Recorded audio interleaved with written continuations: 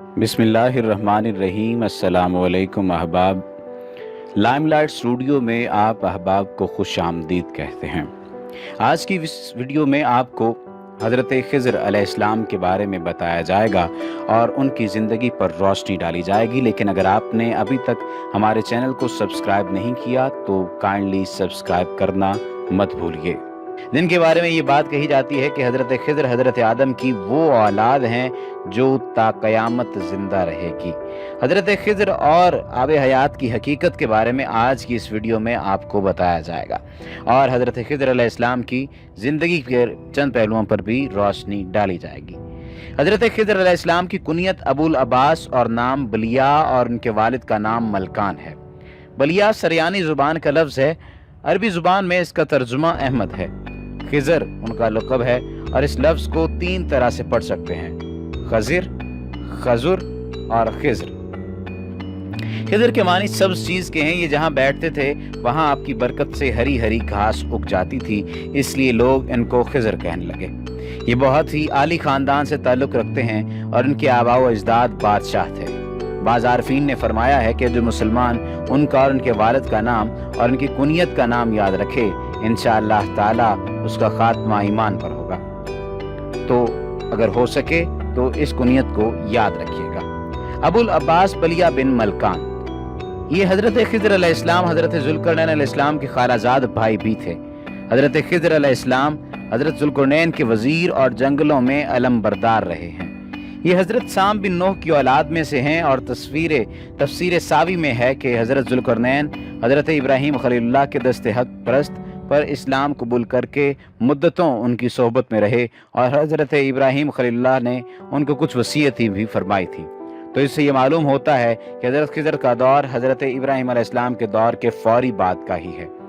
सवाल ये पैदा होता है और कुछ लोग ये जानने की कोशिश करते हैं कि क्या हज़रत खिज़र जिंदा हैं। तो जवाब तहकीकात के हवाले से आज आपको दिया जाएगा। इसमें कुछ उलमा ने इख्तिलाफ किया है, लेकिन जमहूर उलमा यानी कसीर उलमा की यही राय है कि वो जिंदा हैं। बल्कि इनकी मुलाकात हज़रत मूसा अलैहिस्सलाम से भी साबित है। हालांकि आपका दौर हज़रत मूसा अलैहिस्सलाम से कई सौ बरस पहले हज़रत इब्राहीम अलैहिस्सलाम के दौर के फौरी बाद का है। तफसीर रूहुल बयान में है कि हज़रत यूसुफ अलैहिस्सलाम जो कि हज़रत इब्राहीम अलैहिस्सलाम के पड़पोते हैं, उनके दरमियान और हज़रत मूसा अलैहिस्सलाम के दरमियान 400 साल का फ़र्क है। तो इस लिहाज से हज़रत मूसा अलैहिस्सलाम हज़रत खिज़र अलैहिस्सलाम से तकरीबन 600 साल बाद पैदा हुए होंगे। वल्लाहु ताला आलम। इमाम बदरुद्दीन ऐनी साहब शरह बुखारी ने उनके मुताल्लिक लिखा है कि जमहूर का मज़हब ये है और सही भी ये है कि वो नबी थे और जिंदा हैं। इसी तरह तफसीर खाज़न में है कि अक्सर उलमा इस पर हैं और मशाइख और सूफिया असहाब इरफान का इस पर इत्तिफाक है कि हज़रत खिज़र अलैहिस्सलाम जिंदा हैं। शेख अबू उमर बिन सलाह ने अपने फतावा में फरमाया कि हज़रत खिज़र जमहूर उलमा और सालिहीन के नज़दीक जिंदा हैं। अब आपको आब हयात की हकीकत के हवाले से बताते हैं। आब हयात के मुतालिक बहुत सारे इख्तिलाफात हैं। बाज़ लोग इसको एक अफसाने के अलावा कुछ नहीं कहते, क्योंकि आब हयात का तज़किरा ना कुरान पाक में है ना ही किसी सही हदीस में। हाँ, कुछ उलमा कराम ने इसका तज़किरा अपनी तफासीर में हज़रत ज़ुल्करनैन के पहले सफ़र के ज़िम्रे में किया है। जैसा कि तफसीर खज़ाइनुल इरफान में नकल किया गया है कि हज़रत ज़ुल्करनैन ने पुरानी किताबों में पढ़ा था कि साम बिन नूह की औलाद में से एक शख्स चश्मा हयात से पानी पी लेगा तो उसको मौत ना आएगी। इसलिए ज़ुल्करनैन ने मगरिब का सफ़र किया। आपके साथ हज़रत खिज़र अलैहिस्सलाम भी थे। वो तो आब हयात के चश्मा पर पहुंच गए और उसका पानी भी पी लिया, मगर हज़रत ज़ुल्करनैन के मुक़द्दर में नहीं था, वो महरूम रह गए। इस सफ़र में आप जानिब मगरिब रवाना हुए तो जहाँ तक आबादी का नामो निशान है वो सब मंजिलें तय करके आप एक ऐसे मकाम पर पहुँचे कि उन्हें सूरज गुरूब के वक्त ऐसा नज़र आया कि वो एक स्याह चश्मे में डूब रहे हैं। जैसा कि समंदरी सफ़र करने वाले को आफताब समंदर के काले पानी में डूबता नजर आता है। वहाँ उनको एक ऐसी कौम मिली जो जानवरों की खाल पहने हुए थी, उसके सिवा कोई दूसरा लिबास उनके बदन पर नहीं था और दरियाई मुर्दा जानवरों के सिवा उनकी ग़िज़ा का कोई दूसरा सामान नहीं था। ये कौम नासिक कहलाती थी। हज़रत ज़ुल्करनैन ने देखा कि इनके लश्कर बेशुमार हैं, ये लोग बहुत ही ताकतवर और जंगजू हैं। तो हज़रत ज़ुल्करनैन ने उनके गिर्द अपनी फ़ौजों का घेरा डालकर उन लोगों को बेबस कर दिया। चुनाचे कुछ तो मुशर्रफ बाईमान हो गए, लेकिन कुछ आपकी फ़ौजों के हाथों मकतूल हो गए। اس طرح تفسیر خازن اور شیخ ابو عمرو بن صلاح نے اپنے فتاوی میں فرمایا کہ حضرت خضر اور الیاس جمہور علماء و صالحین کے نزدیک زندہ ہیں اور ہر سال زمانہ حج میں ملتے ہیں، اور یہ کہ حضرت خضر نے چشمہ حیات میں غسل فرمایا اور اس کا پانی بھی پیا۔ حضرت موسیٰ اور خضر کی ملاقات کے حوالے سے بھی آج آپ کے ساتھ یہ بات شیئر کی جائے گی کہ ان کے ساتھ ان کی آپس میں کس طرح سے ملاقات ہوئی۔ قرآن مجید میں حضرت موسیٰ علیہ السلام اور حضرت خضر علیہ السلام کی باہم ملاقات اپنی نوعیت اور تاثر کے اعتبار سے سراسر ایک منفرد واقعہ ہے۔ موسیٰ علیہ السلام صاحب شریعت پیغمبر تھے۔ ایک موقع پر انہیں باطنی احوال یعنی اسرار کونیاں جاننے کا شوق ہوا۔ اللہ تعالیٰ نے ان کی ملاقات ایک ایسی ہستی سے کرائی جس کے سپرد باطنی معاملات تھے۔ قرآن مجید میں اس ہستی کا نام مذکور نہیں ہے، البتہ احادیث اور تفاسیر میں اس کا نام خضر بتایا جاتا ہے۔ حضرت خضر نے موسیٰ علیہ السلام سے کہا، آپ میرے ساتھ چلتے ہوئے جو معاملات دیکھیں گے اس پر خاموش نہیں رہ سکیں گے، سوال کرنے پر مجبور ہو جائیں گے۔ حضرت موسیٰ نے خاموش رہنے کا وعدہ کیا، لیکن جب انہوں نے پے در پے 3 عجیب و غریب واقعات اپنی آنکھوں سے دیکھے تو ہر بار مہر سکوت توڑنے پر مجبور ہو گئے۔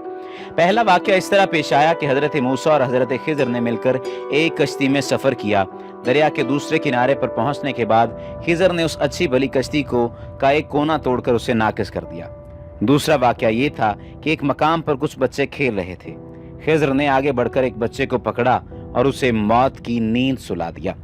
ظاہر ہے یہ شرعی طور پر گناہ کبیرہ کا ارتکاب تھا۔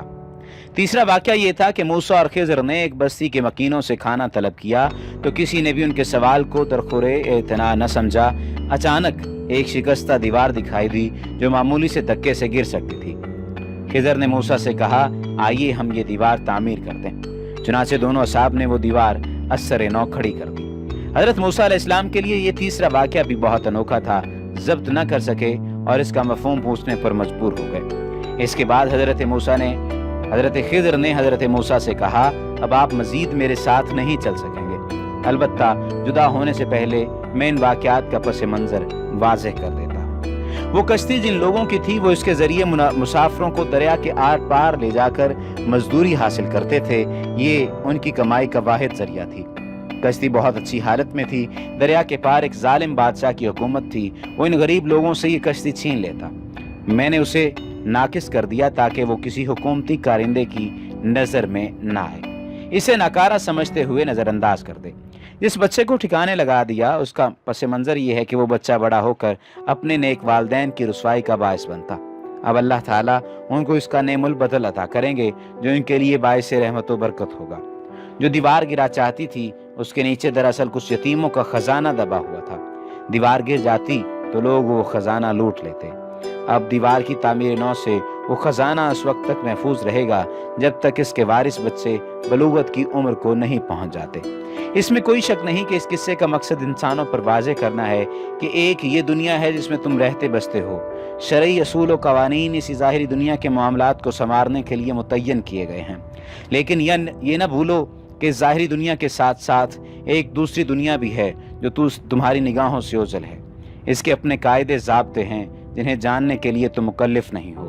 اگر کوئی تمہیں تکلیف پہنچتی ہے تو اس پر صبر اختیار کرو اور اللہ تعالیٰ سے دعا کرو کہ اس تکلیف کے نتائج تمہارے لیے مفید بنا دے۔ اگر خوشی ملتی ہے تو اس پر فخر اور غرور میں مبتلا نہ ہو جاؤ۔ مجھے اس واقعہ کے حکیمانہ پہلوؤں پر غور و غوص کرنے کے لیے کئی اردو تفاسیر دیکھنے کا موقع ملا ہے۔ ان میں زیادہ تر یہی بحث ملتی ہے کہ خضر کون تھے، وہ نبی تھے یا غیر نبی، انسان تھے یا فرشتہ، خضر نام کی ایک ہی ہستی ہے یا ایسے کئی خضر نظام ہستی چلانے کے لیے معمور ہیں، کیا انہیں موت آ سکتی ہے؟ تشریعی اور تکوینی امور کیا ہوتے ہیں اور تکوینی امور تشریعی امور سے کس طرح مختلف ہیں؟ علماء تفسیر نے اس حوالے سے بہت کچھ لکھا ہے، لیکن اس طرف دھیان نہیں دیا کہ اس میں اجتماعی زندگی کے بارے میں بھی بہت فکر آفرین حکمتیں پوشیدہ ہیں۔ چونکہ ہمارے علماء کرام آج کے دور کی پیدا کردہ الجھنوں اور پیچیدگیوں کو نہیں سمجھتے، اس لیے صرف قصے کی غرابت بیان کرنے تک بحث محدود رکھی ہے۔ میرا خیال ہے کہ اس قصے کی حیثیت علامتی ہے، جس میں ظالم بادشاہ اور کشتی کے جن غریب مالکان کا ذکر ہے وہ آج کی دنیا میں بھی دیکھے جا سکتے ہیں۔ پرانے وقتوں میں بادشاہوں کو ہوس ملک گیر بے چین رکھتی تھی، وہ آئے روز ہمسایہ ریاستوں پر چڑھائیاں کرتے رہتے تھے، مقصد مال و دولت لوٹنا ہوتا تھا۔ अपने लाओ लश्कर के लिए उन्हें कश्तियों की भी ज़रूरत पड़ती थी। जब उन बादशाहों के कारिंदे रियाया में से किसी के पास साफ सुथरी और मजबूत कश्ती देखते तो उससे छीन लेते थे। जिससे कश्ती छीनते थे उसकी फरियाद सुनने वाला कोई नहीं होता था। आज की हुकूमतों का किरदार भी इससे मुख्तलिफ नहीं है। हमारे उलमाए दीन ये नहीं बताते कि आज की हुकूमतें भी अपने ख़जाने भरने के लिए अपनी रियाया से बहुत कुछ छीन लेती हैं। उम्मीद है कि वीडियो आपको सोचने पर भी मजबूर करेगी।